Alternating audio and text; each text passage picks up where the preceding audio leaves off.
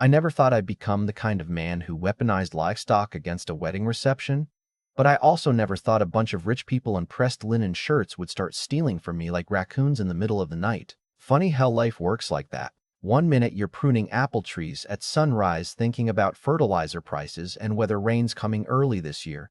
Next thing you know, 40 pissed-off hogs are tearing through a 6-tier wedding cake while a grown man in a tuxedo screams your name across a golf course. And honestly, if you'd seen what they did to me first, you probably would have opened that gate too.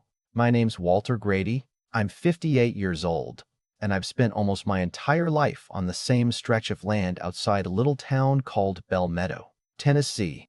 My grandfather planted the first apple trees there back in the late 40s after he got home from the war. Tiny little saplings back then, barely waist high. By the time I inherited the orchard, those trees were old enough to feel like family members. Some people hear that and laugh.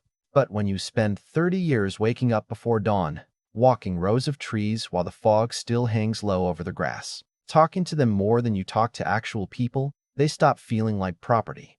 They become memory, habit, home.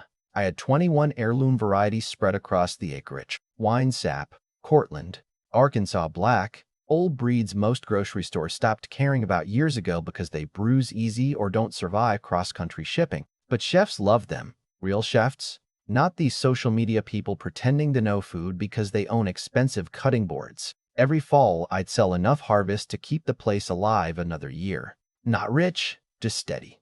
The orchard sat right beside Blackthorn Ridge Country Club, this massive private event venue built by developers from Atlanta about 15 years ago. Huge white clubhouse, stone fountains, valet parking. The whole thing looked like somebody tried to drop Beverly Hills into rural Tennessee. At first, folks around town hated it, said it'd ruin the county. Truth was, it mostly just brought wealthy strangers in on weekends to pretend they liked nature.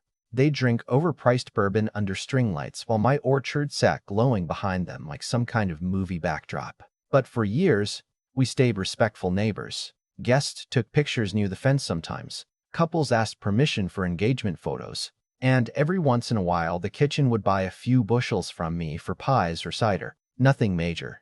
Then came Gavin Mercer. That man walked into Blackthorn Ridge like he'd been sent by the devil specifically to invent new ways to annoy me. Mid-30s maybe. Expensive haircut, loafers without socks. Always smiling like he already knew the punchline to a joke nobody else heard yet. He got hired as their new hospitality director, and suddenly everything became curated experiences and elevated rustic authenticity. I swear that man used the word authentic more than preachers use the word Jesus. First time he came to my orchard, he showed up in a cream-colored SUV wearing a tan jacket worth more than my tractor payment. He shook my hand too hard and said, "Walter, your orchard is exactly the aesthetic we've been missing." Aesthetic. That should have been my warning sign right there. He walked around talking non-stop about branding opportunities and luxury farm-to-table partnerships, while I tried not to roll my eyes hard enough to detach a retina. Then finally, he got to the point. "We'd love to source apples from you exclusively for wedding season." I said maybe. Then, he offered me $2 a bushel. I actually laughed because I thought he was kidding. "Gavin," I said, "I get 12 wholesale without trying." He gave me this little smirk, like rich people do when they think patience itself is a favor. Well, exposure has value too. Exposure. You ever notice only wealthy people try paying bills with exposure? I told him no thanks and started walking back toward the barn. But right before he left, he looked over the trees and said something that sat wrong with me for days. "Seems a shame letting all this abundance go unnoticed."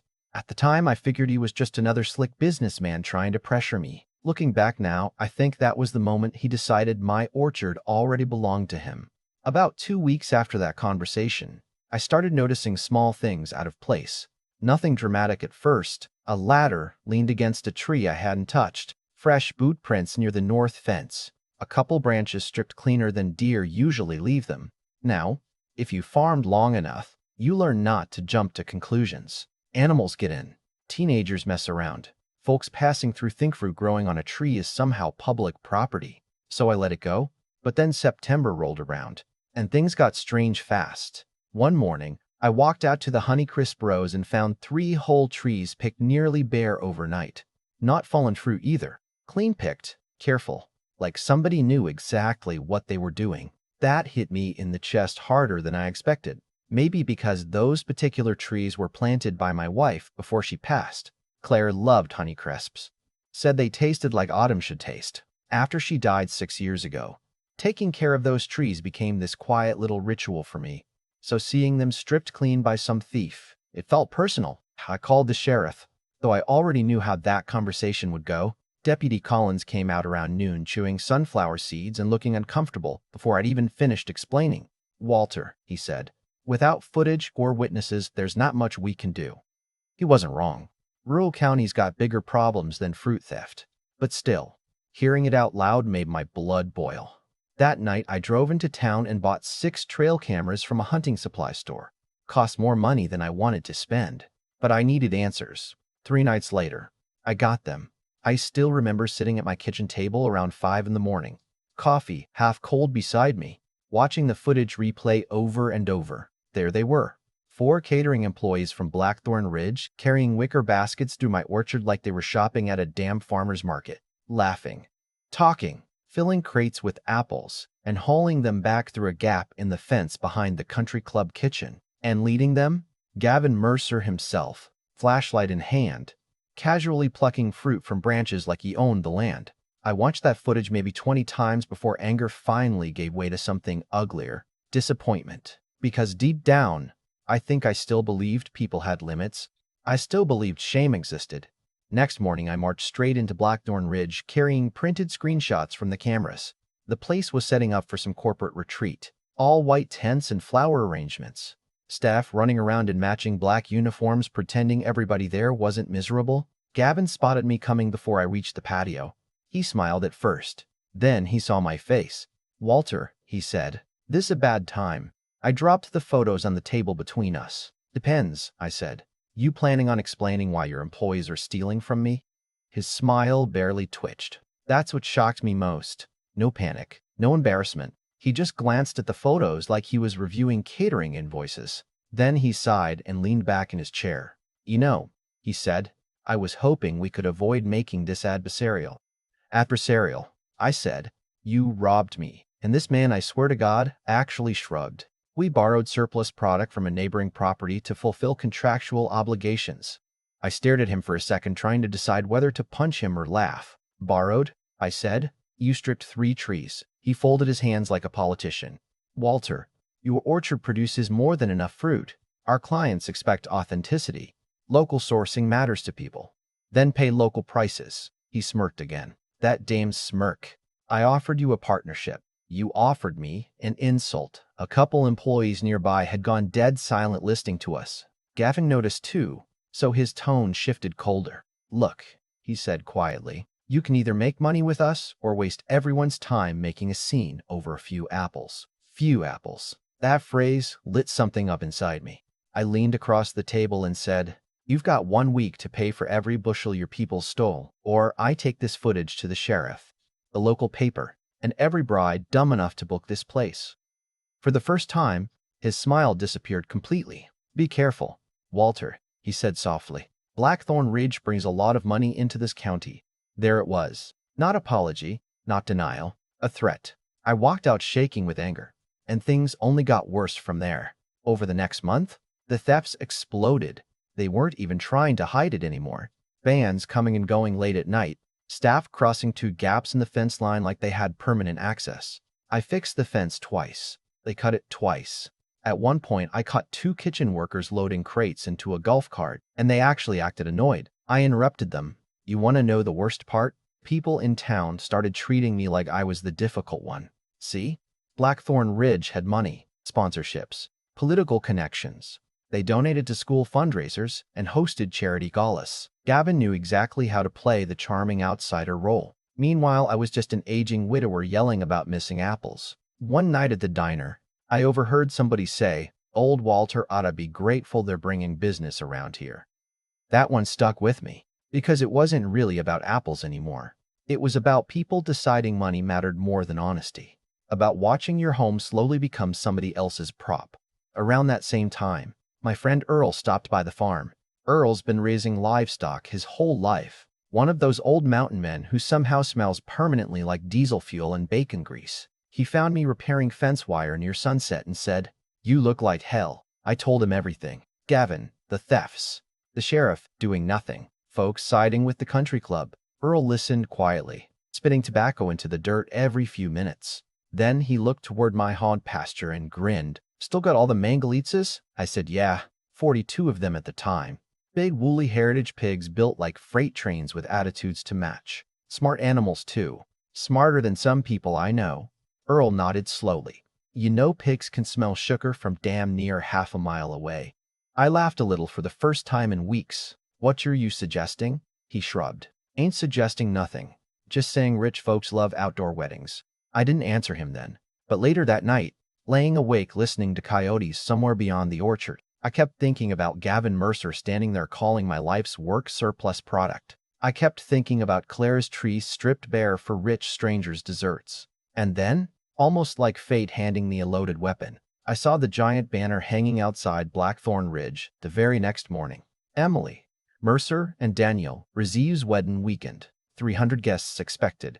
Black tie reception. Local farm-to-table menu curated by Gavin Mercer himself. And right there at the bottom an elegant gold script, signature heirloom apple tarts. My apples. Those sons of bitches were serving my stolen fruit at his daughter's wedding. That was the exact moment I stopped thinking about lawyers.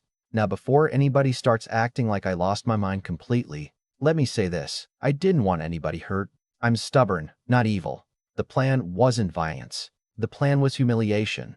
There's a difference. And honestly, if Gavin had shown up at my door any time before that wedding and said, "Walter, we crossed a line," I probably would have let the whole thing die right there. But pride makes people stupid, especially wealthy people who spent too long getting away with things.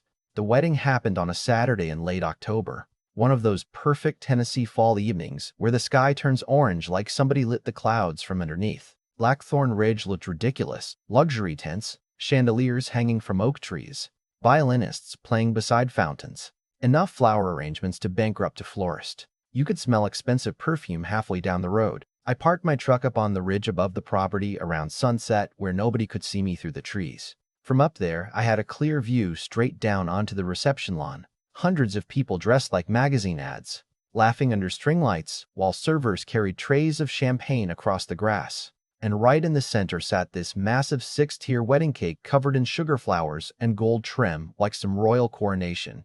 Off to the side were dessert tables loaded with apple tarts made from fruit stolen out of my orchard.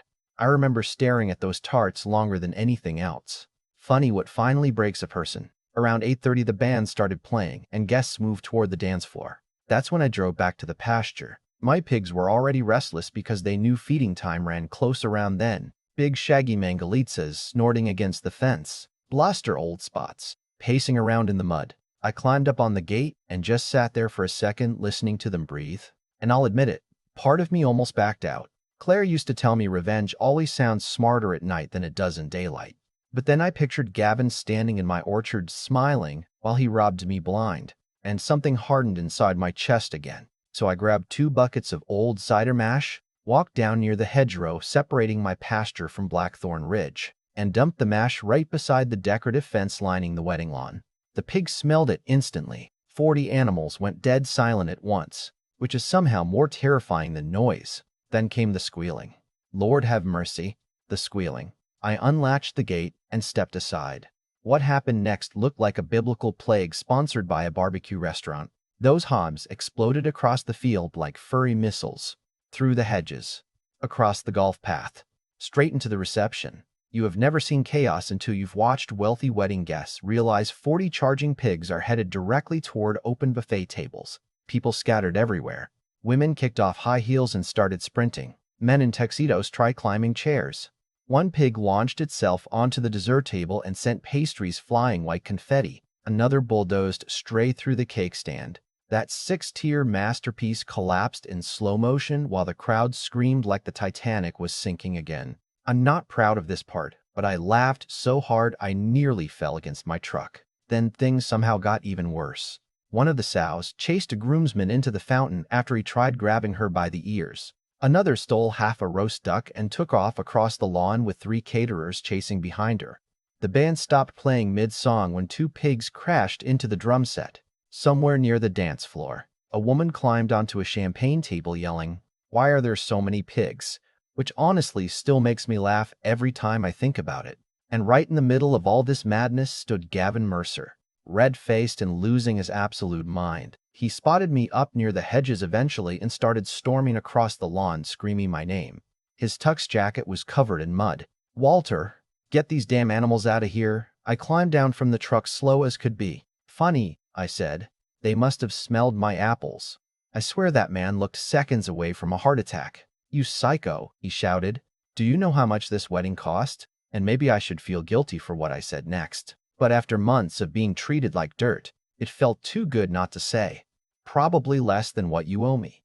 Then one of my pigs ran between his legs and knocked him face first into the grass. Whole wedding crowd saw it. Dead silence for maybe 2 seconds, then somebody actually clapped. The reception ended not long after that. Emergency services showed up because a few guests got minor injuries trying to run in formal wear, mostly twisted ankles and bruises. Nobody mauled. Nobody seriously hurt. Just rich people traumatized by livestock. But the real disaster came later. See? Once lawyers and insurance investigators started digging into things, they uncovered the stolen produce almost immediately. Kitchen staff folded under questioning in about 5 minutes. Turns out several employees had text messages proving Gavin ordered them into my orchard repeatedly all season. Insurance denied the wedding claim outright because stolen agricultural products had been used commercially. Then, a couple guests threatened lawsuits over negligence. And suddenly, Blackthorn Ridge stopped acting untouchable real damn fast. Gavin got fired 3 days later. Last I heard, his wife moved to Nashville and he's consulting for some restaurant group in Arizona now. Probably still talking about authenticity to people dumb enough to believe him. As for me, the country club settled privately before things reached court, paid damages for the stolen fruit, replaced sections of my fencing, and signed a contract buying my harvest legally at full market price. Funny how respect suddenly appears once enough wealthy people get chased by hogs. But here's the thing nobody agrees on around Belmeadow even now. Half the town says I went too far. Other half thinks Gavin got exactly what he deserved. Me? Honestly, I still don't know. Some nights I sit on the porch looking over the orchard thinking maybe Claire would have been disappointed in me. Other nights I remember those empty trees and Gavin's smirk, and I sleep just fine. I still raise pigs. By the way, kept every single one of them. And every now and then when Blackthorn Ridge hosts another fancy outdoor reception, I notice staff checking the fences real carefully before sunset. So maybe people do learn after all. But I want to know what you think. Was I justified? Or did I become just as bad as the people stealing from me? Let me know down in the comments. And if you've ever dealt with neighbors, businesses, or rich folks trying to walk over honest people, hit subscribe because trust me, small towns remember everything.